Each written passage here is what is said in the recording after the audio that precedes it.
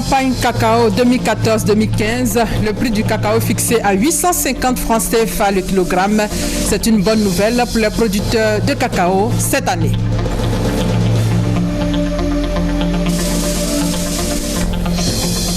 Ouverture hier du Salon international de la santé en présence de la première dame, Madame Dominique Ouattara. Deuxième édition placée sous le signe de la couverture maladie universelle dont le démarrage effectif aura lieu en 2015. Il est 13h à Abidjan. Bienvenue à tous. Le président Alassane Ouattara fait premier producteur de cacao.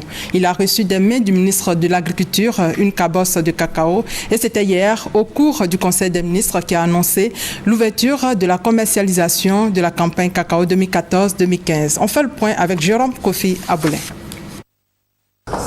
Le président de la République, Alassane Ouattara, désormais premier producteur de cacao en Côte d'Ivoire. Ainsi en a décidé le Conseil des ministres par la voix du ministre de l'Agriculture qui, à la faveur de la célébration de la Journée nationale du cacao, a remis lors de cette réunion une cabosse de cacao au chef de l'État. Ce titre, le président de la République le doit surtout au décret pris par lui en 2013 instituant le 1er octobre Journée nationale du cacao. Excellence, Monsieur le Président de la République, sur proposition du Conseil international du cacao, l'ICCO, en 2013, vous avez pris un décret pour instituer une journée nationale du cacao et du chocolat. Ainsi, chaque 1er octobre, c'est une journée nationale qui est célébrée à travers cette décision que vous avez prise par décret. J'ai l'honneur ce matin, au nom des producteurs de cacao de Côte d'Ivoire et de toute la grande famille agricole, j'ai l'honneur de vous remettre une cabosse de cacao et du chocolat.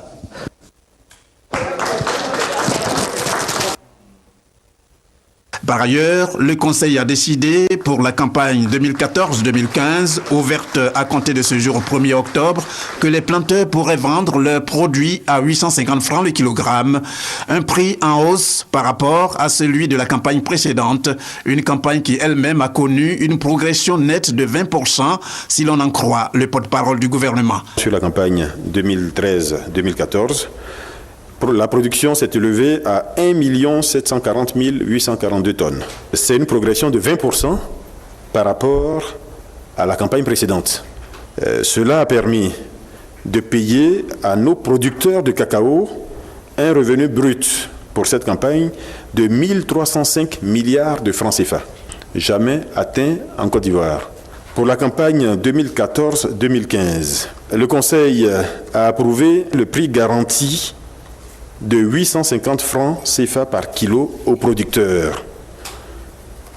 L'an dernier, nous étions à 750 francs. L'année d'avant, nous étions à 700 francs. Donc 850 francs pour la campagne 2014-2015. Tout calcul fait, nous serons pratiquement à 40% d'accroissement du revenu des paysans entre le début de la réforme et la fin de la campagne 2014-2015. Ce bon résultat enregistré, toujours selon le porte-parole du gouvernement, est dû notamment à la politique prônée par le chef de l'État en matière de production de cacao en Côte d'Ivoire. Les conditions climatiques, c'est un facteur important. Mais à ne pas négliger les changements qu'il y a eu dans la gouvernance du secteur, les réformes qui ont été mises en œuvre par le chef de l'État depuis 3 ans maintenant portent leurs fruits. Il faut voir clairement dans ces résultats ces décisions importantes qui permettent aujourd'hui d'assurer aux paysans un revenu important, un revenu élevé. Après environ 2 heures pour plancher sur tous les sujets à l'ordre du jour, ce mercredi, le Conseil a pris un autre rendez-vous, celui invitant les membres du gouvernement à se retrouver autour du président de la République le vendredi 3 octobre prochain pour un conseil dit extraordinaire. Et le Conseil a donc décidé le prix Bosch du cacao est de 850 francs CFA le kilogramme dans toutes les zones de production. Bonne nouvelle qui coïncide avec la 3e campagne cacao après la réforme de la filière café-cacao, nous dit Noël Niagnon. 850 francs CFA, voilà le prix Bosch du cacao pour la campagne principale 2014-2015, soit une majoration de 100 francs par rapport à la campagne précédente.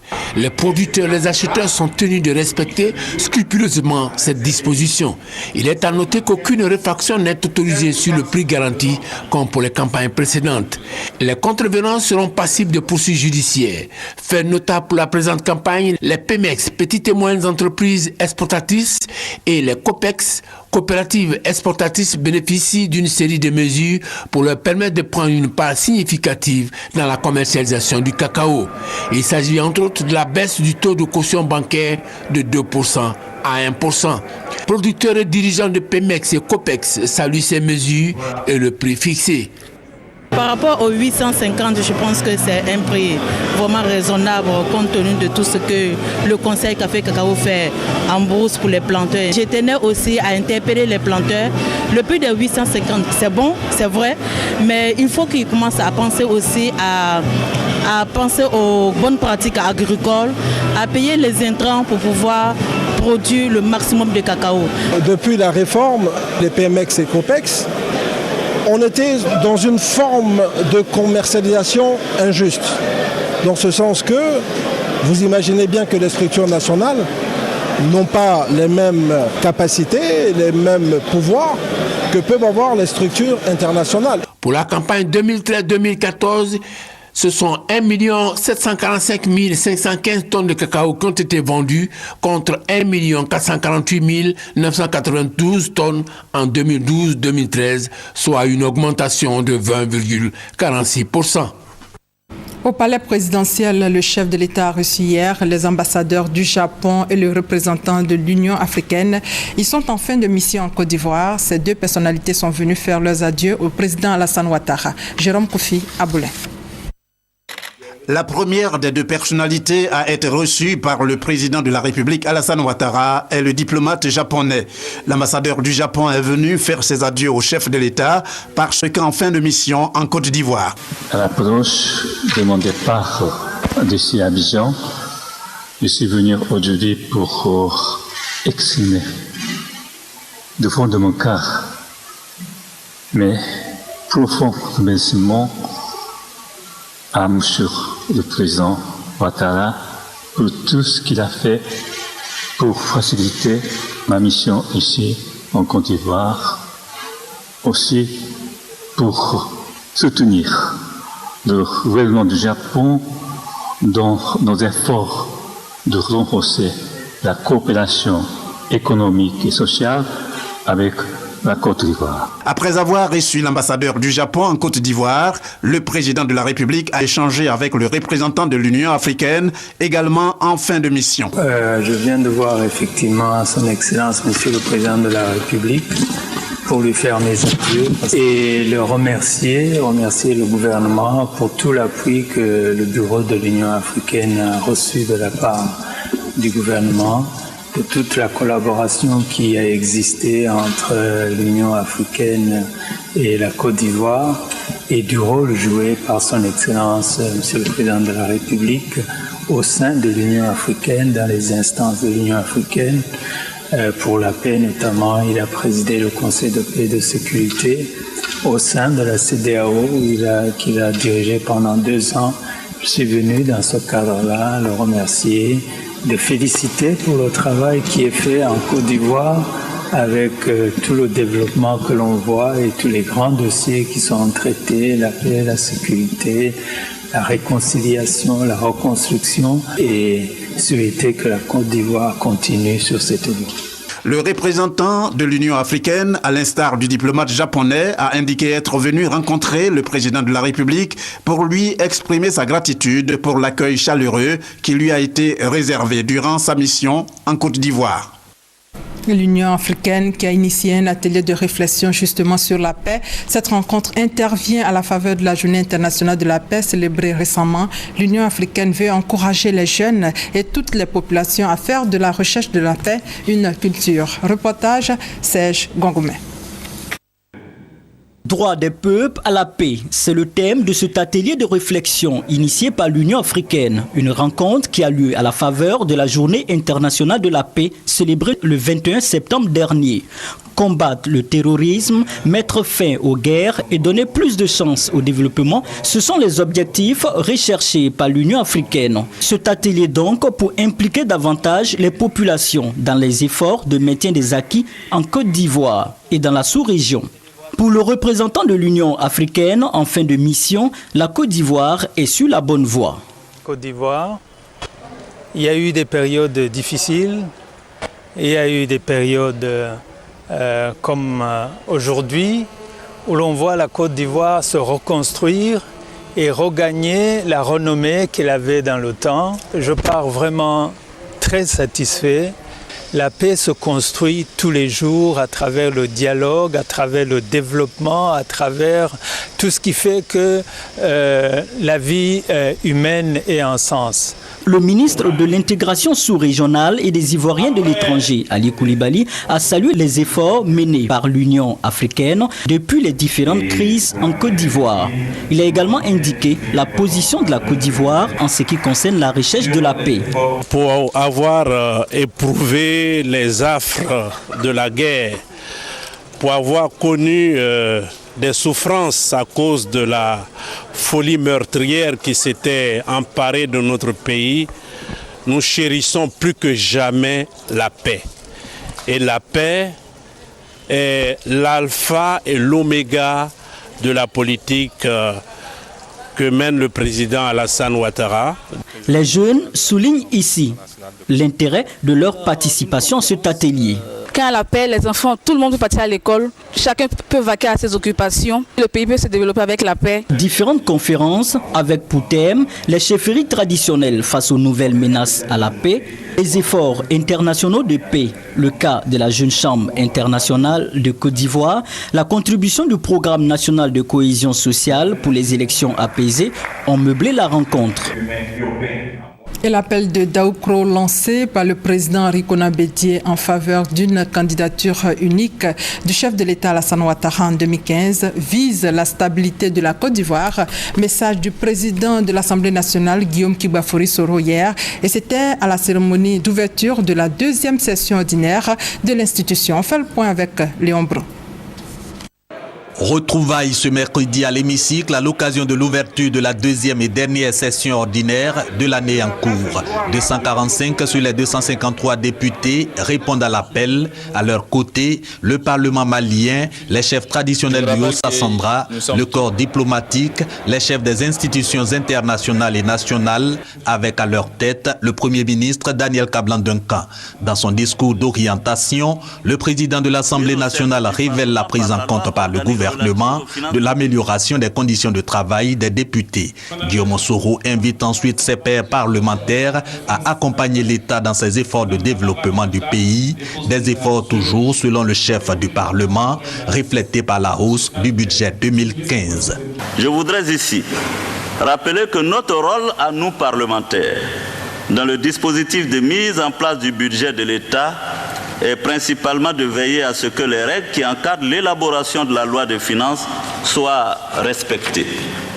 Ces règles, ainsi que les moyens de contrôle du processus budgétaire mis au service du Parlement par la loi organique relative aux finances publiques, pour lui permettre d'assumer de manière efficiente ses obligations constitutionnelles, doivent être utilisées dans le sens de l'amélioration de la procédure d'adoption du prochain budget de l'État. Aussi abordé le bilan de l'intercession qui a vu l'examen à la hausse du budget 2014 et l'appel du président du PDCI RDA au RHDP à soutenir la candidature unique du président Alassane Ouattara aux prochaines élections. Contre l'épidémie à virus Ebola qui a déjà fait 3000 morts, le président de l'Assemblée nationale a rappelé l'importance des mesures gouvernementales. Et au cours de cette deuxième session, le président de l'Assemblée nationale, Guillaume Soro, a fait plusieurs annonces aux députés, dont la hausse du budget de 2015 par rapport à celui des années précédentes. Sur la question, les députés se sont prononcés. Leur réaction. Il faut mettre l'intérêt supérieur de la Côte d'Ivoire au-dessus de nos intérêts personnels et particuliers. L'appel de Daoukro a un sens. que la Côte d'Ivoire reste unie. Le président a fait un très grand discours. Il a même fait allusion à l'accord de Daoukro, qui nous semble un bon accord, dans la mesure où la Côte d'Ivoire a beaucoup souffert. Le président de l'Assemblée a fait un large tour sur la question du consensus politique, se mettre ensemble pour élaborer une solution politique en vue de soutenir la stabilité et la démocratie. Ce n'est pas une négation de la démocratie. L'entente des gens de droite, puisqu'il s'agit du RHDP, il s'agit, ne signifie pas forcément que la Côte d'Ivoire est dans un parti unique. Il nous a demandé de reprendre le travail parce que nous avons été élus aussi pour ce travail-là. Et je pense que nous allons faire en sorte que les lois votées soient au profit des populations. Et avec l'esprit aussi d'aller leur expliquer les lois que nous avons votées. Vu les grands chantiers qui attendent la Côte d'Ivoire, vu l'ambition du président Alassane Dramane Ouattara de faire de la Côte d'Ivoire un pays émergent en 2020, ce budget, c'est normal que ça soit en hausse. Depuis quelques années, il y a une hausse. C'est important parce que le pays se développe. Et cela est salutaire. Avec tout ce que le gouvernement fait comme travail, les grands chantiers, et puis la Côte d'Ivoire émerge. Donc un pays en émergence, évidemment, le budget doit être toujours vu à la hausse. Je n'ai pas encore vu le contenu, mais le fait de dire que ce budget sera en hausse me réjouit. Nos populations attendent davantage de nos gouvernants. Et j'ose croire que le contenu permettra effectivement d'apporter solution à beaucoup de difficultés que nos populations connaissent. Et dans le domaine de la santé, la Première Dame a ouvert hier la 2e édition du Salon international de la santé à l'Université Félix Houphouët-Boigny de Cocody. 2e édition dédiée à la couverture maladie universelle dont le démarrage effectif aura lieu en 2015. Viviane Aimé. C'est la Première Dame de Côte d'Ivoire, Dominique Ouattara, qui a donné le départ mercredi après-midi de cette 2e édition du Salon international de la santé et du matériel médical, baptisé Medical Expo Côte d'Ivoire, qui a installé ses stands d'exposition sur le site de l'Université Félix Houphouët-Boigny de Cocody. Une disponibilité de la part de la Première Dame fortement appréciée, que la ministre de la Santé et de la lutte contre le sida, Raymond Goudou Kofi, n'a pu s'empêcher de féliciter en ces termes. Votre présence est le témoignage de votre engagement à accompagner le gouvernement. Et ce sont tous les ministres qui bénéficient de votre accompagnement.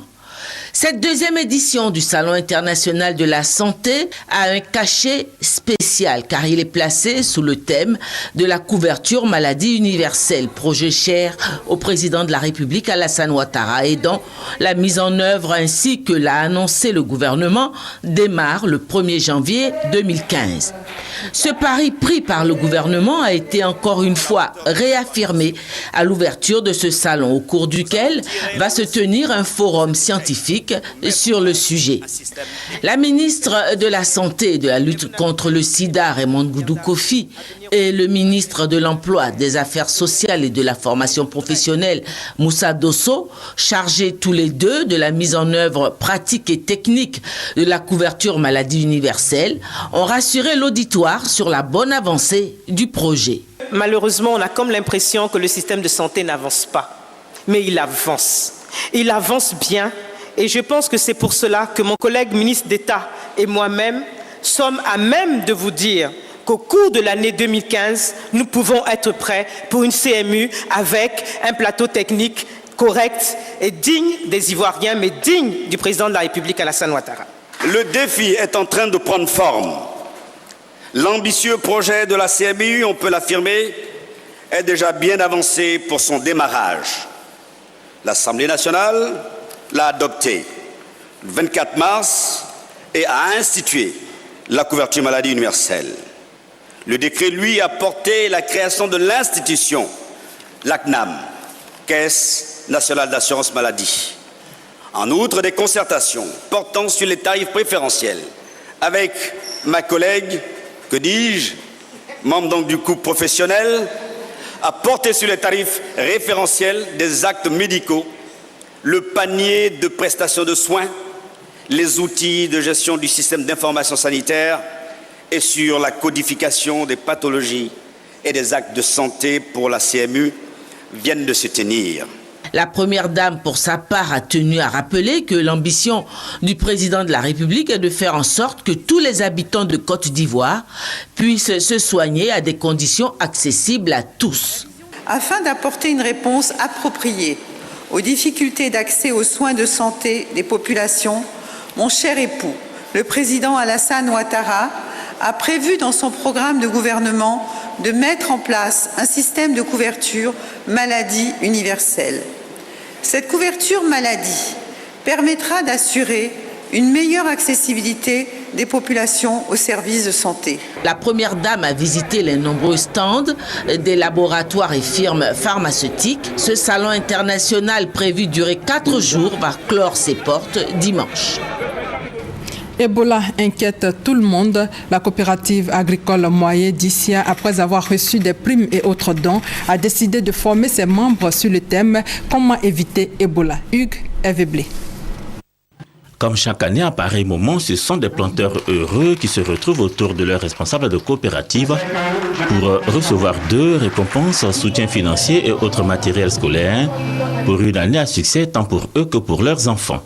C'est l'occasion pour la coopérative agricole Moyen d'Issia de féliciter les planteurs dont la production pour la campagne 2013-2014 est de 1610 tonnes de cacao, ce qui leur vaut 30 millions de francs CFA de primes et des dons d'environ 23 millions de francs CFA. Soucieux de permettre à ces coopérateurs et à leurs enfants, à l'ensemble des membres de leur famille, d'évoluer dans un climat sanitaire serein, la coopérative Moyen leur a donné l'occasion d'être instruits sur le virus Ebola afin de l'éviter ou y faire face le cas échéant.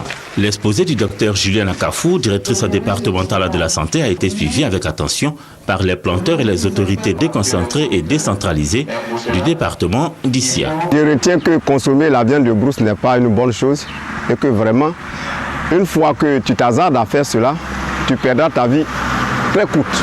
On le dit, l'économie de ce pays repose sur l'agriculture. Et bien évidemment, pour avoir une bonne économie, ça veut dire qu'il faut avoir une bonne agriculture. Et il faut aussi des producteurs, dans ce cas, en bonne santé. C'est rempli d'espoir parce que désormais mieux informé sur le virus Ebola et convaincu des efforts faits par le gouvernement pour les protéger contre celui-ci, que les planteurs ont regagné leur domicile. Et aujourd'hui, jeudi, donc, 4e dernier jour d'audience de confirmation des charges devant la CPI contre Charles Blé Goudé. Goudé s'est exprimé ce matin à la clôture de cette audience. Il a rejeté toutes les accusations en bloc. Les juges de la Cour pénale internationale vont avoir 2 mois pour décider de renvoyer ou pas à un procès l'ancien ministre de la Jeunesse de Laurent Gbagbo. Comment lutter contre les tracasseries routières sur les corridors Abidjan, Ouagadougou et Niamey? Tel est le thème du séminaire de formation initié par la Fédération internationale des ouvriers du transport au profit des responsables routiers. Reportage Hassan Khan et commentaire Kader Sogodogo. La question de la gouvernance routière au cœur des préoccupations de la Fédération internationale des ouvriers du transport. À cet effet, elle a initié un séminaire sur le thème « Comment lutter contre les tracasseries routières sur le corridor Abidjan-Ouagadougou-Niamey ». Cela au profit des responsables routiers venus du Niger, du Burkina Faso et de la Côte d'Ivoire. Pour les initiateurs, cette rencontre s'inscrit dans le programme africain de formation des membres de ses affiliés en vue d'une prise de conscience en rapport avec leur rôle dans l'économie de leurs pays respectifs. Les efforts qui sont en train d'être faits par nos autorités soient davantage accentués, à l'instar de ce que le président Ouattara a fait ici. Nous voulons davantage que ces efforts-là soient partagés dans l'ensemble de la communauté et que nous qui prenons la route, nous soyons contrôlés. Nous demandons à tous nos chauffeurs d'avoir tous leurs papiers. Mais nous ne voulons pas que chaque 10 mètres, chaque 10 km, qu'on soit arrêté, que les gens se demandent de l'argent pour absolument rien. Ce n'est pas bien pour nos entreprises, ce n'est pas bien aussi pour nos chauffeurs et ce n'est pas bien pour nos économies. Occasion pour les autorités policières ivoiriennes d'instruire les participants sur les dispositions prises par le gouvernement ivoirien pour faciliter la libre circulation des personnes et de leurs biens sur son territoire. Et vous allez le voir en image, dans 48 heures, la fête de la Tabaski. 2 jours avant l'événement, les parcs à bétail d'Abobo à Djamé de Williamsville ont été visités par le ministre animale et halieutique. Il s'agit pour Kobena Kwasi Adjoumani de constater la présence de moutons sur le marché. Les moutons, il y en a suffisamment et les consommateurs peuvent s'approvisionner pour l'Aïd el-Fitr qui, je le rappelle, sera célébré ce samedi 4 octobre. Le service national d'animation, de promotion et de suivi des comités de gestion des établissements scolaires a eu une séance de travail autour du thème « Tous mobilisés contre la fraude en milieu scolaire ». À cette occasion, des kits ont été offerts au président des COGES, Honorine Aingori. Le service national d'animation, de promotion et de suivi des comités de gestion des établissements scolaires, le SNAPS-COGES, s'est réuni à la faveur de la rentrée scolaire qui a débuté le 15 septembre. Cagnon Silier, vice-président de l'Assemblée nationale, représentant le parrain Guillaume Soro, a saisi l'occasion pour exprimer sa satisfaction quant au choix porté sur eux. Car selon lui, l'Assemblée nationale est le cadre privilégié où se posent les problèmes des populations et donc de l'éducation. En invitant l'Assemblée nationale à participer, à partager les préoccupations de SNAPS-COGES, c'est un appel à la nation ivoirienne. Et tout ce qui concerne l'éducation et la formation concerne la population. Au cours de cette rencontre, des kits ont été offerts aux différents présidents de COGES, comité de gestion des établissements scolaires. Saluant le président du COGES, Kwadio Kwame, exprime sa gratitude au président de l'Assemblée nationale. C'était aussi l'occasion du lancement de la 3e édition du concours de la lettre au Père Noël qui a permis de faire partir 10 enfants en Chine. Le village de Yapo, situé dans le département d'Agboville, a un nouveau chef. Il a été intronisé et le préfet d'Agboville, qui a assisté à la cérémonie, a invité les populations à la cohésion sociale pour le développement de cette localité. Thérèse Tapeyoboé pour plus de détails. Amon Owopol, 58 ans, ancien machiniste à la Sotra, est le nouveau chef du village de Lapo, localité située à 20 km d'Agboville. C'est le sous-préfet de Grand Maurier, Lydie Seka Ake Mondon, qui lui a remis son arrêté de nomination. Ensuite, Nana Edigbalé, chef de terre de Lapo, a procédé à l'intronisation du nouvel Ooshi, terme désignant l'appellation du chef en langue abé. Au nom de la population, Abba Hachi, président de la mutuelle de Lapo, a rappelé le long processus depuis le décès du précédent chef, Guépie Mafou, en décembre 2011, qui a abouti à l'élaboration des tests consensuels de gestion du village. Il a donc demandé aux autorités administratives d'accompagner les populations de Lapo dans la mise en œuvre de ces textes. Le préfet d'Agboville, Priva Bako, a exhorté pour sa part les populations à l'entente, à la cohésion sociale pour un renouveau de Lapo. Et c'est la fin de ce 13h supervisé par Adama Kone. Merci de votre fidélité.